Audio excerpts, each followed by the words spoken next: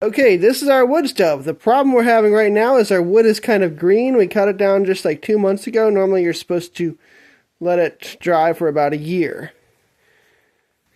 Now I'm going out to the woodshed and I'll show you what our wood shed looks like. So we got a lot of wood in here still, but this tree was cut down in December. And so there's a bunch in here of that. That's not going to be very good wood. This I got into the woodshed in December. It's drier wood, but not fully dried in here.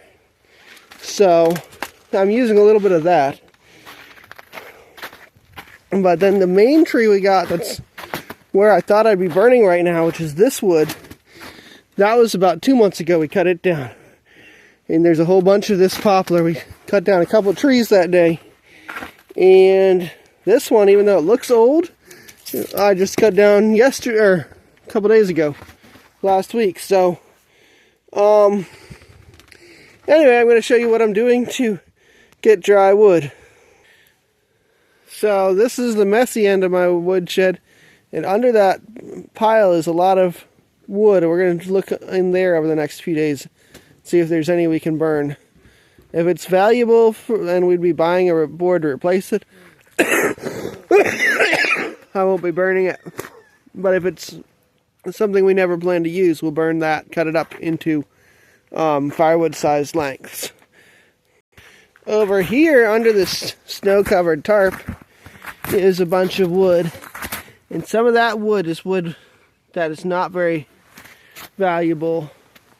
It was from a house that was like 100 years old, so it was really old wood, but it wasn't really good quality, so we never actually found a use for it, and we decided not to use it on any building products. So under this tarp, if we can get it out, there's a whole bunch of wood, and we're going to burn that and mix it in with the other wood. Alright, now we're in my greenhouse. I was just spent like an hour working. I got my slide hammer splitter tool. I'm going to be using that to split some of these logs up. And then I got some wood out of the woodshed here. And then that big board is off of that pile with the blue tarp that's covered in snow.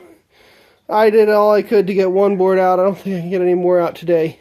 So I'm going to cut these up and have them for hotter fires. And then get these drying in the wood stove oven. And I think that'll be how we get drier wood. I will be looking around for trees that have been down for a while that might help the situation. We have so much snow and ice that I can't go off the property to get wood right now. We also may be using our propane backup heating system, which is this little machine right here, sitting on top of a propane tank in the house. We've done it before. We'll probably have to do it again in the next few days because it's supposed to be super duper cold. Tell me in the comments what you would do. Any ideas would be helpful. And or questions if you're dealing with something similar. And we'll try to work on that together. Also, I'll tell you in the comments how this is working out. Alright, I got some of this split, and here you can see it looks a lot greener inside the wood than the ends do. So that's probably part of my problem. I should have split this if I knew I was going to burn it this fast. Alright, so here I've got that board cut up and those little boards. And I'm going to keep them out here in the greenhouse until I need, until the fire isn't feeling hot enough anymore. Then I'll bring it in to heat up right away. Alright, we are back to the wood stove, and I am putting this in the oven part to dry out. If it feels unsafe, I'll be pulling that out because it does get hot in there sometimes. But I think it'll be safer and dry out the wood really fast. Anyway, thank you for watching. Please like, comment, and subscribe to our channel.